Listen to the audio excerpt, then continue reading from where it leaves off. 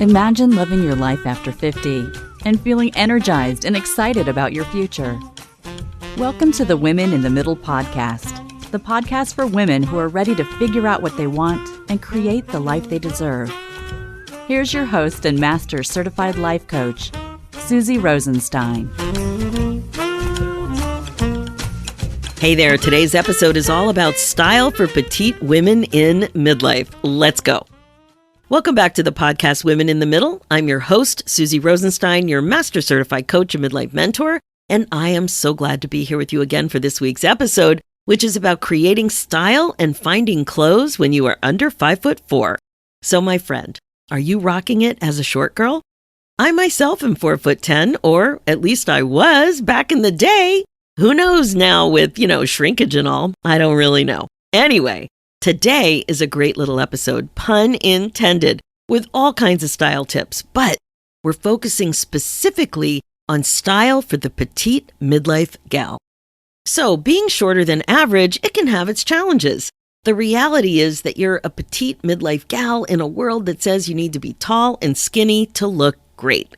Women need to know that they are beautiful no matter what size, shape, or age they are. Your style can be a fun way to help you feel amazing and look your best, whatever that means to you. And that is what we're talking about today.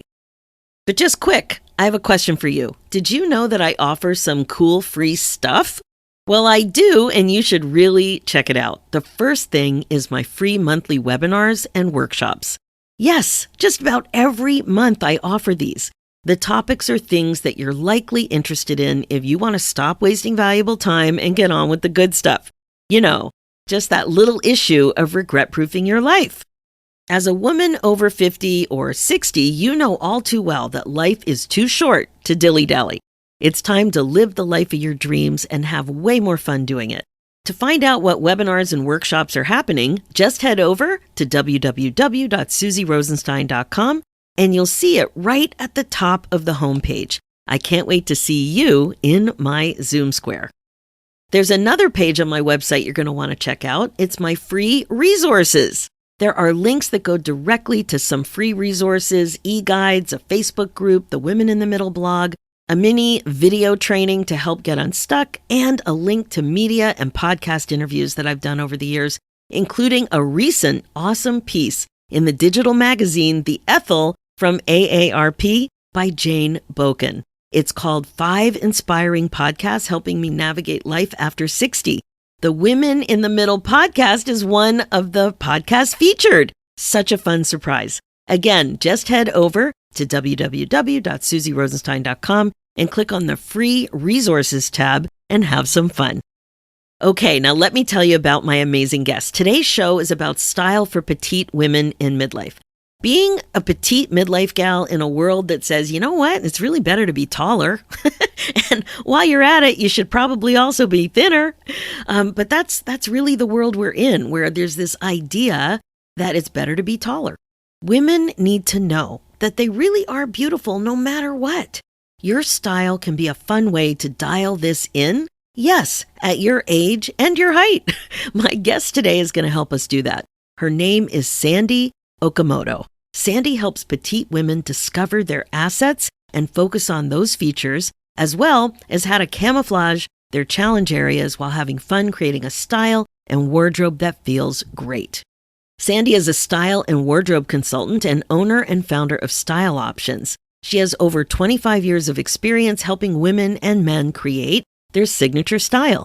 She knows personally how important a comfortable wardrobe can be. She also knows what it feels like to have low self-esteem because she didn't always know how to present her best self. Once Sandy learned how to create her signature style by accentuating her assets and camouflaging her challenge areas, she felt empowered, energetic, confident, and loved who she was. Sandy's mission is to help others find their signature style and love who they are, just like she did. I know you're going to get some great tips and advice from this episode, so please enjoy. Hi, Sandy. Thanks so much for joining us today on the Women in the Middle podcast. Hi, Susie. Thank you so much for having me. I'm so excited. I'm excited too because we get to talk about our favorite topic, Yeah. which is not just what's related to being a petite woman in the world, in midlife especially, but also what are we going to do about our clothes? So all of this together. So if you are a woman who's 5'4" and under, this podcast is specifically for you. If you're just looking to talk about style and how things suit you best, you're also going to get a lot from this episode. But we are specifically catering to the small girls. And, this is a really important thing because I am 4'10", and I know you'll share a little bit more information about you too, but I think I stopped growing when I was 12 or 13, and that was it. I think I was 4'10" and a half for a few years there, maybe a few decades, but I'm certainly not 4'10" and a half anymore. I know. It's no fair that we shrink as we get older. We do. So let's start out by talking about how you came to do what it is that you do, that you're so passionate about. Well, many years ago, when I was in my 30s, I felt very insignificant. I had no self-esteem. I didn't know how to dress at all. And, I just really wanted to look better. And so, I took a color analysis class and became a certified color consultant. And that just opened up a whole new world for me. I was wearing all the wrong colors. If it was fall season, then I was wearing all the browns and tans, which looked terrible on me. So when I found out what my colors were, it was, wow. I mean, I'm a winter, so I wear all the jewel tones and I feel really good in them now. And, so once I took the color class, then I also took a lot of other classes from the best image consultants in the Bay Area about how to dress for your particular body shape. And that, really, really helped me tremendously because I had no idea what looked good on me either. And it gave me such self-esteem that, I wanted to share it with other people. And so that's why I'm so passionate about this, because it really helped me. And I want to help other women find that for themselves too. Well, the world definitely is not created for women our size. There are so many ways that it's just a little bit more difficult that people don't appreciate everything from the height of your counter, to what you're going to wear. And so speaking of height of counter, when I had my kitchen remodeled, I had my contractor lower it by like 3 inches. Wow, I got it lowered by 1 inch and I was pretty pleased with myself. So, and then when you lower the counter, you get to lower the cabinets too, because that has to make sense. Yes. I'll tell you, the cabinet height is just ridiculous. I remember one time I was in somebody's house having a meeting and she had a very tall husband and he came in and he was actually looking for something on top of the fridge. Like looking for something on the top of the fridge. Yeah, I know. This must have been 30 years ago. And I remember looking and saying, wow, that scene never happens in my house. I have stools all over the place. I've got to have a stool here, one in my bedroom, one in the bathroom. Yeah, absolutely. So yeah. I love that I don't love that you had a tough time growing up, really feeling insecure and dealing with low self-esteem. But once you figured out how to feel amazing in your clothes, it really changed everything. And, like so many passions, our passions usually do come from something we've experienced. And then you just wanted to share with others. So what happened then? Wanting to share with others is one thing, but becoming an entrepreneur is quite another. Yeah, well, I'm still learning. Even though I've been in this business a long time, because when I first started, it was not a digital age at all. So now that we have, Zoom and social media, it's a whole new ball game. So, I'm still on the learning curve of all those things too. But, it just made such a difference to me. And I also just want to share a little bit about myself. Yeah. I had, an illness. They actually discovered a tumor in my pituitary gland when I was 17. And that is why I didn't grow very tall. And so that, because I'm only 4'7", I'm way below what the Petite say for clothes manufacturers. So I have to hem even the Petite pants. I have to hem. Well, and you know what, Sandy? Yeah. Why do we have to pay the same amount as somebody who's hemming, who doesn't have to hem? Or like we have to hem sometimes 12 inches off of something. Yes, yes. And I had to hem a coat. There was a coat that I loved, a winter coat that had down or something in it to make it super warm. Mm-hmm. I had to hem the sleeves several inches, and there was no way around it. And it was so expensive. Like the extra expense of the tailoring and alteration really is something. But yeah, 4'7". Well, I'm 4'10". I mean, I never buy any. I have to hem everything unless it's a shorter pant, like a crop. Yeah. So the the crop pants fit me as a full length pants. Exactly. Wow. So, so you actually had a health problem that. Yes, that affected my growth. Yeah. I just had short family, short parents. Yeah, that too, mommy being Japanese, my family are not tall either, but they're still taller than me. Well, my father was 5'6", maybe. Maybe. I don't even think so. And my mother was 4'11". And I remember she was taller than my grandmother. And my husband's mother is 5 foot. So I just wanted my 3 sons to be taller than my husband. He's about 5'4". And that's all I wanted. And they're always looking at me going, Mom, I said, I know if I would have married a taller man, but then you wouldn't be you. True. So what are you going to do? The only time I really feel being short is when I'm in a situation where there's a lot of people standing in a reception or something. Or at a networking group where you're supposed to mingle. When you're standing, it's terrible. Yes, I agree. Yeah, so it's one time recently there was somebody that was quite tall and I really wanted to talk to her. And we started talking and it was just uncomfortable. And eventually I just said, do you mind if we sit down? Because I really was totally engaged and I literally could not hear her. Yeah, there's quite, how many inches difference. So it was a noisy room. Yeah, it was a noisy room. But that's the thing. Like if we're standing, if we're at, like you said, networking, or if there's I remember in a movie theater, sometimes you have to stand before you can go in, or a show, or if you end up at a bar, sometimes there's a networking or a gathering or a reception of some sort at a bar. Those situations I can't stand. And often I'll no pun intended. I end up standing and I don't like it. So I'd much rather sit someplace. But then you're not moving and grooving as much, right? You're not moving around as much. Yes, you feel like you're not connecting with people as much. Yeah. So I guess what was it like for you to realize that you probably wouldn't be growing anymore when you were so young? I mean, I think I was 13 or 12 or 13 when I saw it. Well, I think because of the tumor I had, it wasn't discovered till I was 17, but I had the tumor when I was born, they think.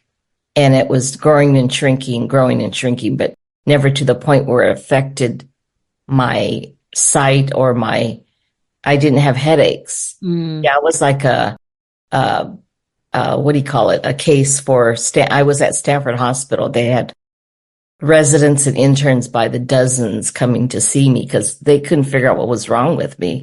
Aww. It's just I wasn't growing. And this was the day before we had MRIs or CT scans. So they couldn't do a scan of my head or anything to see. And they finally did a pneumoencephalogram, which they shoot air up into your spine and then they take pictures of your brain. That was the only way they found my tumor. Oh, my goodness. Yeah. Now, did you anticipate what it would be like to be an adult with short stature when you were young? Like, were you anticipating being shorter? Well, I had no choice. I mean, they had some growth hormone at that time, but they were very selective about who they gave it to. And they said because I was female and I was Asian that I probably didn't need it or was one that could be okay being short. Yeah. Hmm. Yeah. Yeah, it never really bothered me. In fact, it was a reason I got some attention. And probably like you, I was always the smallest person, Yes. always. Yes. I And am too. yeah, and so I didn't get teased in a negative way. It was kind of like loving and cute, but Hmm. it can definitely backfire. And for me, I never did have an insecurity about it. I just had discomfort of the practicality of it, like having to be on stools, not being able to reach anything, not getting clothes that fit. And Yeah. certainly it did affect dating. Some people are Yes. very uncomfortable dating somebody with such a height difference, Hmm. either the short to the tall or the tall to the short. Right. So all of those things. But I come from, a shorter family. Yeah. So I kind of was used to it. But it's always funny to me when somebody 5'3" thinks they're short. Oh, I know. To me, that's tall. Right. Okay, so let's talk about style and what are the things that are important to know if you want to feel comfortable in your clothes and maybe you want to enhance certain things that you just don't know what to do about.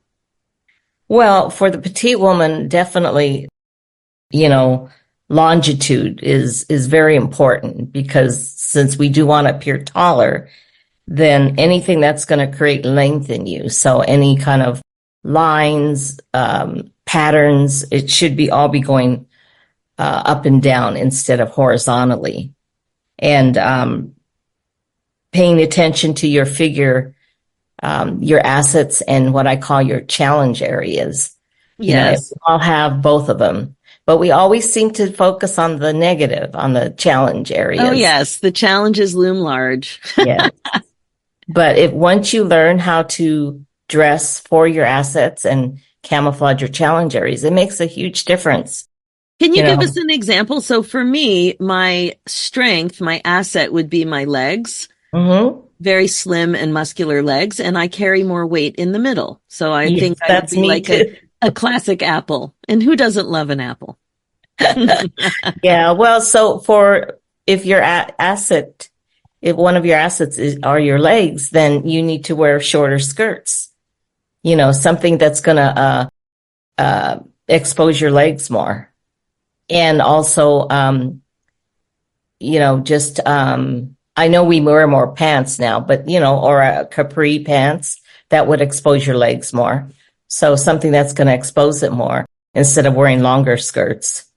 Yes, I remember the maxi dress from grade 3. That was quite popular. And I do see everything from the 70s seems to be coming back. But Yeah. I do feel more comfortable with that. But to get a skirt that's above my knee, that fits, it always needs to be hemmed. But I do Right. like a skirt or a skirt for sure. I feel very comfortable in that. Yes, me too. Yeah. I feel like the So, skirt is my uniform. I wish I could really? wear it all year. Well, I just bought one recently. I hadn't had a skirt before, but again, I had to hem that too, just by an inch or two because I don't know, because everybody else that's wearing it, it's way above their knee, right?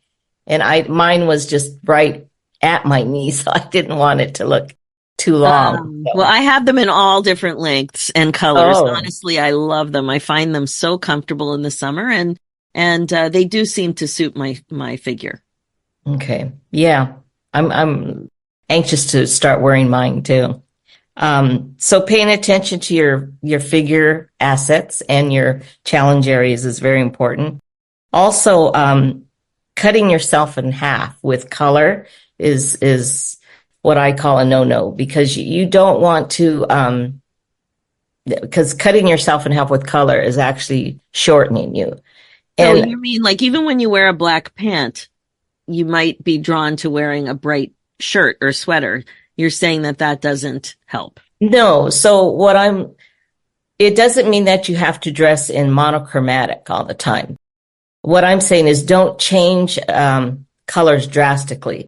So like you're wearing black pants, don't wear a white top, so you want to go from like black to gray or something with a black and white print on top would be okay because you're still bringing that eye up with the black in the print from the Got it. pants to the top.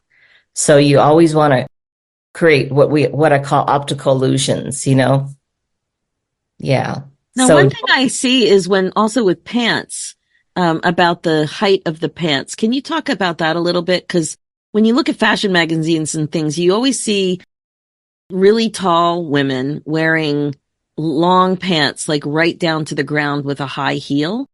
yes. And I just can't imagine wearing a high heel for anything. So, Well, so I recently played around with that because I noticed that the trend right now, one of the trends is the longer pants with the wider leg, right? And I yeah. said, there's no way I can wear that.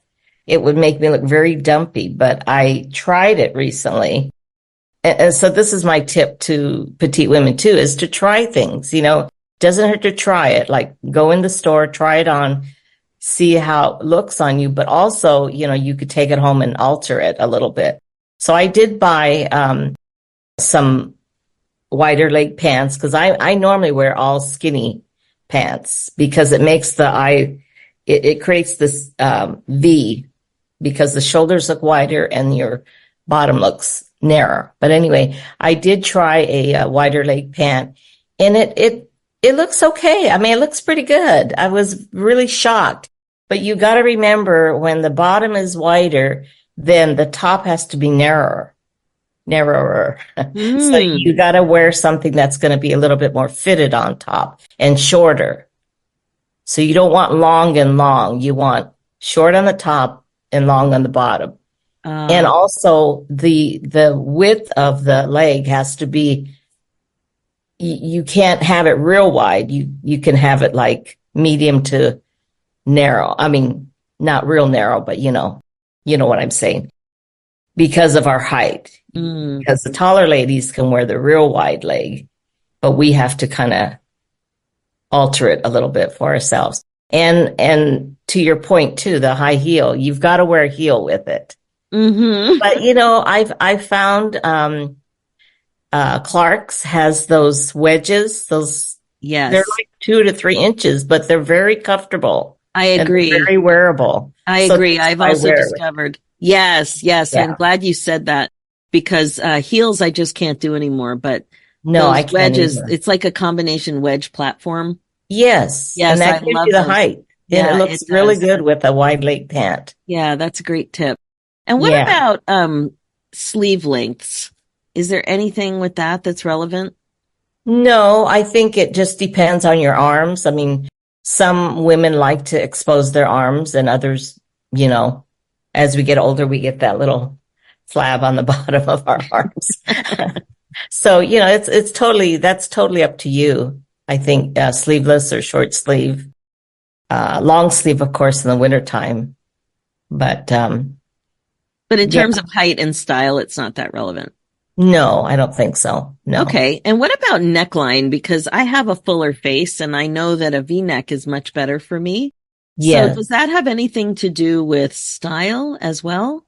Yes, because it makes you look taller when you wear something that's going to make your face look slimmer, you know, because I also have a full face and I always wear V-necks or something with a scoop. And also a collar like this on a jacket is very slimming to the face. I am so glad you mentioned that because I agree. That is a good look for me too. Yes. And even if you're on a Zoom, I would suggest wearing something with a collar like this because something a little more structured. Yeah. It gives you more presence too. And since we are petite, my jacket is my power suit. I feel very not as powerful when I don't wear a jacket. I have like 50 jackets. Well, okay. So that begs the next question, my friend. Where do you find 50 jackets that fit? Or is it just a matter of 100% commitment to alterations? Well, the jackets, I wear medium. I'm not tiny on top. So I don't have trouble finding jackets. You know, maybe the length might be a little long, and that's no problem. And the sleeves, of course, are always long. So I just cuff them. I just fold it back and cuff the sleeves. And that usually works. But, jackets I've collected over the last 20 to 30 years. I mean, I didn't buy them all at once, of course. Well, and But I'm wondering, yeah. but what about the shoulder pads? You still have jackets at work from that long ago? Yeah, well, yeah, the 20 years ago, they weren't in style. Oh I'd my say God, that was it's more more like than 30. Yeah. it was. Yeah. Because I Like in remember the 80s. when I got my first job, I invested in two suits. One was navy blue, double-breasted, Mm, linen, and I loved it so much. And then the hmm other one was herringbone, like a hmm classic herringbone matching skirt and jacket. And they hmm were shoulder padded out big time. Yes, that was the style back then. Pantyhose and black patent pumps. Oh, yeah. Those. Ooh, I know. yeah. Yeah. So yeah, shoulder pads. I do have these little, very slight shoulder pads that I can add into a top, like let's say if it doesn't have much structure. And sometimes I'm very narrow in the shoulders, so sometimes my top will, you know, it won't be straight. So I put a Mm, shoulder pad in. Just, it's just a very tiny one though. right. And it actually does make the rest of your body look slimmer when you have a shoulder pad in, a slight shoulder pad. Well, it's so interesting thinking about trying to appear taller and slimmer. Let's talk about that for a second because it reminds me of the conversation around aging, where, when somebody tells you, oh my, you don't look your age, we're pleased. We might be happy. We might be giddy. And then Mm-hmm. I'm always like, well, what's wrong with looking my age? Because if I, Right. what is wrong with it? Because I'm alive and I'm aging. Thank God. Right? Right. We should be thankful. If I'm not aging, I'm dead. Exactly. Yeah. So with taller and slimmer, because of course I definitely want to appear slimmer and I never really thought about appearing taller. I always focused on slimmer, but I guess it's kind of related because it's pulling you up instead of out. Right. That's really the message I'm getting Mm-hmm. from the intention of finding clothes. And I would imagine many people want to have that look. It's just feels appealing. I guess it's just what we want. Well, I think society too kind of ingrains it in us that, taller and slimmer is Better. where you need to be. Yeah, it's definitely a message. Yeah. Yeah. It was So, funny when I had a retreat recently in a couple of months ago, and some of the women, we were working together for 1 to 3 years on Zoom, and it was mm, the first time we met in person. mm, And we had a hoot and a holler realizing how we're all so different heights. Because on Zoom, uh-huh. it's the great equalizer. You can't tell.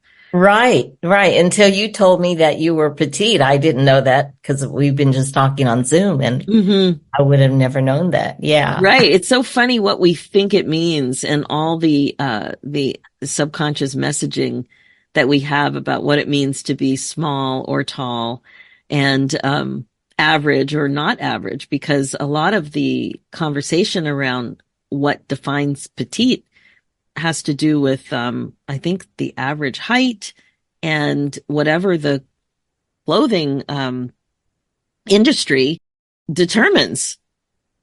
That's right. Yeah.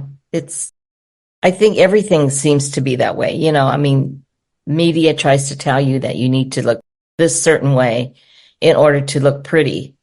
And I think that's so wrong because everyone is beautiful in their own way. We all need to realize that we don't need to match up to anybody's stereotype of what beautiful is. And I think Definitely. more and more women need to know that and believe that. Yeah. And it's definitely a cultural message that being under 5'4", being classically petite, it's not an asset. Right. Or they want to say, oh, you look cute, but cute is not what we want to look at our age. Yeah. I'll Right? take cute. Come on, Sandy, you're pretty cute. No, but I just, You don't I, mean like minimized. We don't want to be yeah, minimized. Yeah. right, right. Yeah. But yeah, I'll That's it take for sure. cute. I'll take cute. I know what you mean. Like you don't want it you don't want to look like a child. You don't want to Yes, appear childlike right. just I want because to of look our height. adultish. Yeah. Yeah, Yeah. adult-ish. Yeah, ish. Yeah. Not So old, but an adult. exactly. So Yeah. what's going on with the clothing industry around catering to women under 5'4"? Has there been a change? Is it easier to find things? Well, more and more stores used to have petite departments, which was really nice. I know Macy's still does, but I think some of the styles are very matronly Hmm. for petite women. I don't know if they think that petite women are all older women, but it really needs a revamp. It needs to be more modern and updated, trendy. I mean, not trendy, but with the styles that are current. And Yeah. and that's what I'm finding the petite departments are now. I don't really like the petite departments. I don't really shop there. Well, I was just going to ask you about that because certainly the what's it called? The proportion is better in a petite Yes. department, but the options aren't great. Right. Exactly. Yeah. Yeah, there's a store in Canada that I shopped petite for the longest time. They still have it, but now the stores are hard to find. And I just don't like, this is one thing that petite women, I find it's harder to shop online because it's just, you don't know if that regular size is going to fit or if it's going to be way off and require tailoring. Is this the type of thing that Yeah. I can fold the cuff, or is this going to need a trip to the tailor? It really adds up. Yeah, it does. Well, I do all my own hemming Oh, on my pants. Yeah. I have a sewing machine, and because I used to sew before there were petite pants, I used to sew all my pants. Yeah. So I can at least hem my pants. When it comes to sleeves or anything more complicated, I do have it altered by someone, but yeah, just plain pants, I do, because if I had to take all my pants to a tailor it'd cost me a fortune. it is a lot. It is a lot. Yeah. So I know you're so passionate about this topic. And what have you observed from helping other women find a style that they feel amazing about? What's that been like? Well, I think, like I said earlier, a lot of women don't believe that they're pretty, that they're beautiful, and they're trying to live up to someone else's expectation. And they need to just find what works for them and believe that they are beautiful. And that's where I come in and I help them realize, that, hey, these clothes look great on you. People are so critical of themselves. We're our own worst critic, like they say. And women need to learn how to love themselves and really accept themselves for who they are. So, I'm not trying to change anyone by saying they have to dress a certain way. I really work with the client to help them figure out what works for them. What do they feel comfortable in? And what makes them feel beautiful, you know? And what So, about recommending, are there some places to shop or some tips about how to search for places that cater more to petite women? um, well, you can look online, of course, but I personally like Chico's. They do have petites, and I go online and look for stuff because there's more selection there rather than going in the store. And I do shop at Macy's in their petite section. But I'm all over. I do shop on QVC and HSN. They have great, They have petites? yes, they do. They usually Oh, have petites and regular lengths because they sell to such a huge audience. They can afford to offer things in petite and regular and even tall sometimes. Yeah. Yeah. Just ask me about QVC and HSN. I know a lot of good designers on there that I've gotten a lot of great clothes from. In I fact, the wouldn't, jacket I'm wearing right now is from HSN. I wouldn't have even thought to shop there. That's a great tip. Yeah. And Yeah. what about any other things like coats I find really challenging, winter coats. because we're just swamped in a very large coat. There used to be a place in San Francisco called the Short Story. Oh, I love that store. It was coats just for petite women, 5'4" and under. Wow. And I have a couple of their coats. Yeah. But they went out of business a long time ago. But most of the major department stores like Nordstrom and Macy's, they do have petite coats too. So, but if you do find one, that's too long in the sleeves, I would definitely have it altered. I would not try to roll up the sleeves on a overcoat type of thing. Yeah, no, it definitely needed an alteration. And like I said, it was very expensive, but, and I have to say, when I wear the coat, I know on a average height person, it would be more like a driving coat, like it would be past the bum. But for me, it's like way down around my knees. And because I use it for walking the dog in the dead of winter, it's okay. But it's very hard to reach the zipper way down there. Oh. Short girl problems. Those are right. Short girl problems. Yeah. So what's your best advice to midlife women who are wanting to, finally figure this out and have some pieces that they can rely on, classic, casual, whatever? Well, I think they should know what their colors are, what colors look the best on them, and be real truthful about what styles are their best too, and keep those in mind when they go shopping, because it's going to make everything coordinate together in their closet easier. And like I said earlier, experiment. Do some experimenting. If you think a style isn't going to look good on you, you never know until you try it on. And trying on is free. You don't have to purchase it. And even if you purchase it, so many stores have great return policies that you could take it home and wear it around the house and ask people's opinion and see how it looks for a while and then return it if it's not something that you're crazy about.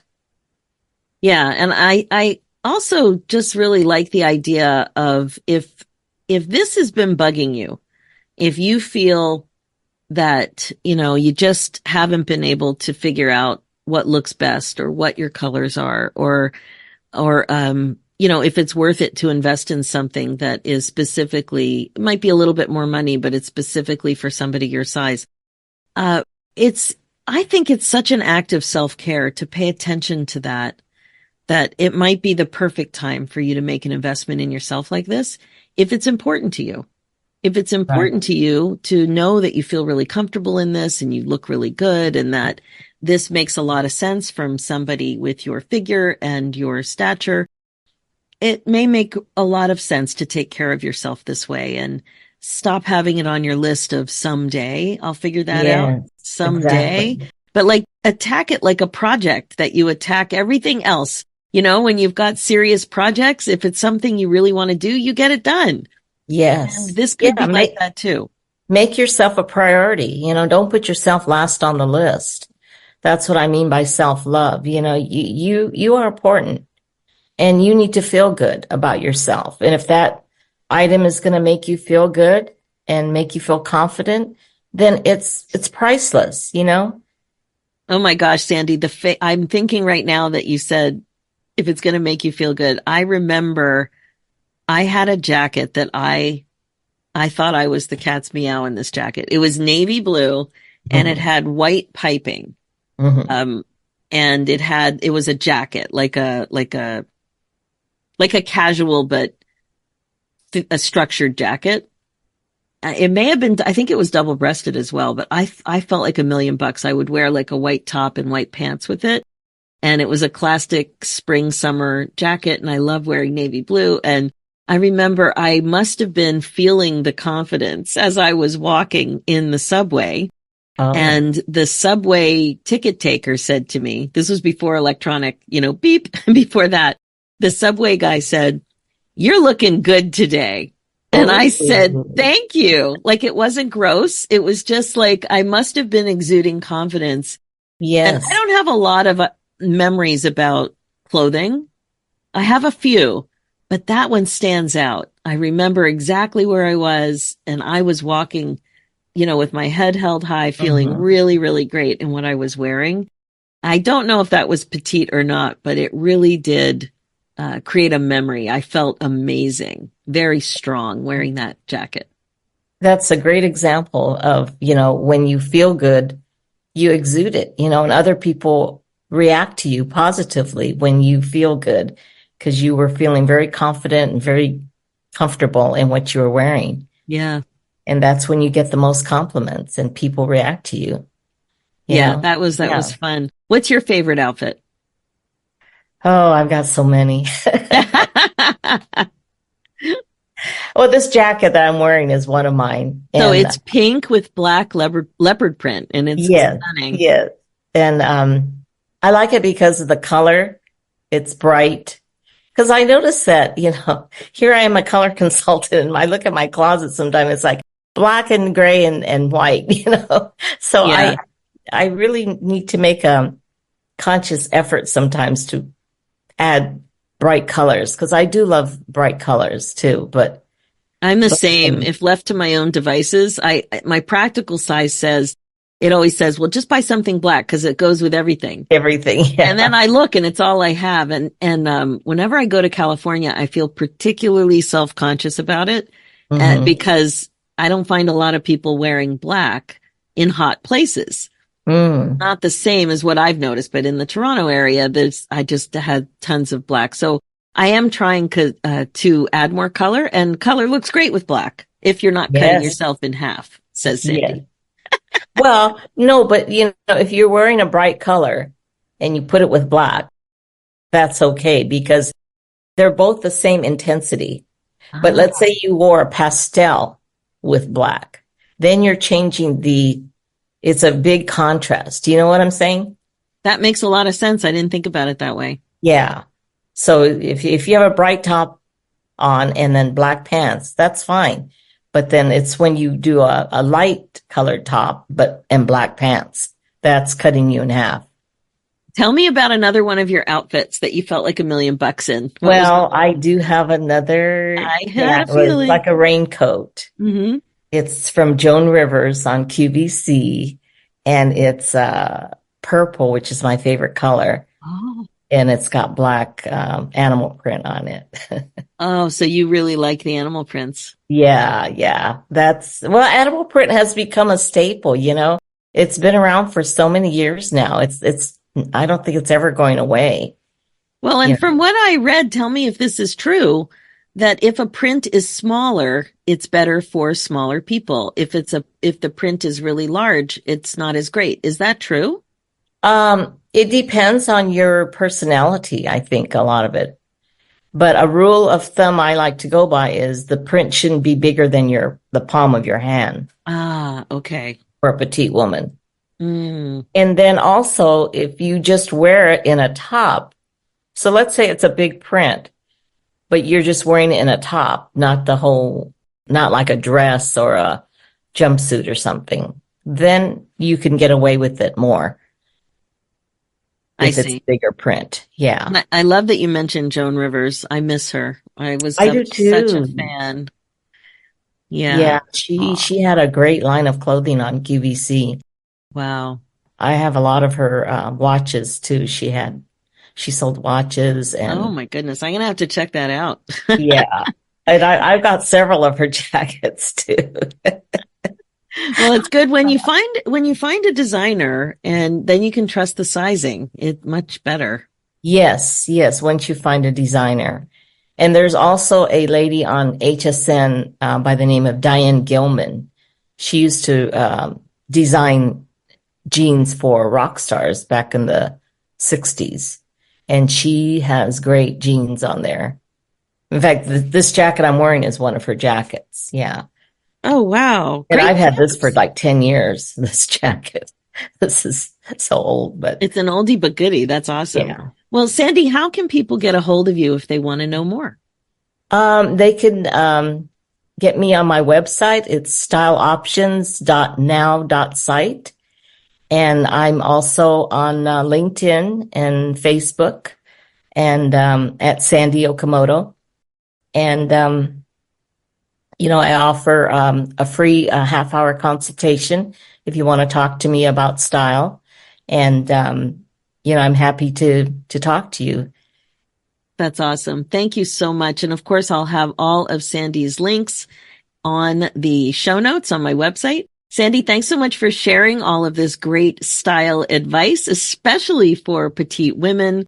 And petite women want to look great too. And being a fellow petite woman, it was really just fun to talk about it. I don't know that I've had this conversation with anybody ever, actually, not just on the podcast, but I don't know anybody else that has these problems that I struggle with finding clothes.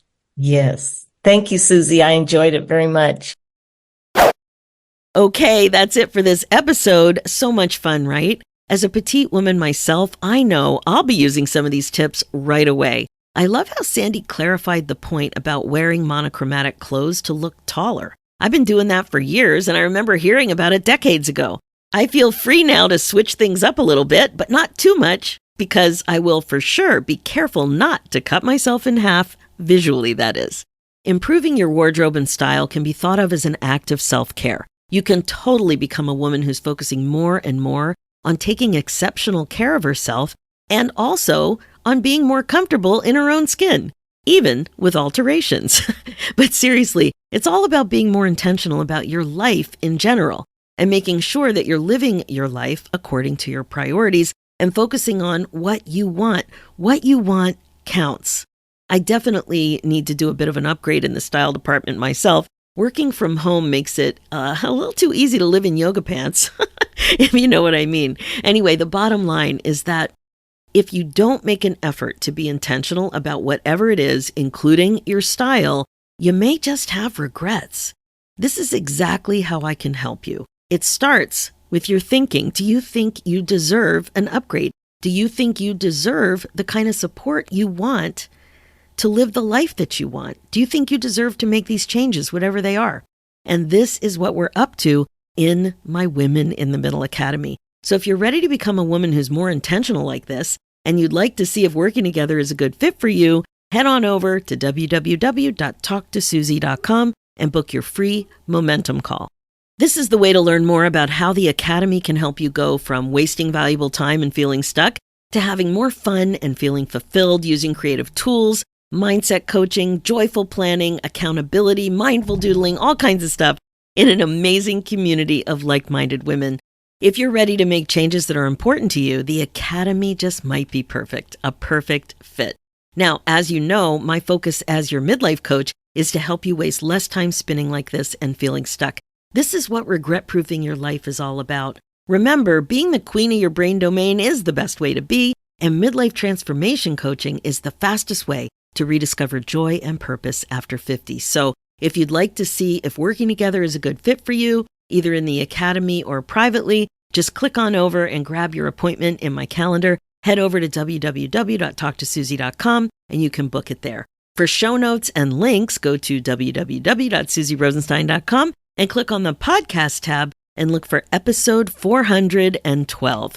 You'll also see a link there for my other show, The Women in the Middle Entrepreneurs, which is all about the reality of running your business when you're a midlife gal. It's also on iTunes, Spotify, and all the places. Let's do this, ladies. It's time for you to put yourself first, one thought at a time. Thanks so much for listening, and I'll talk to you next week.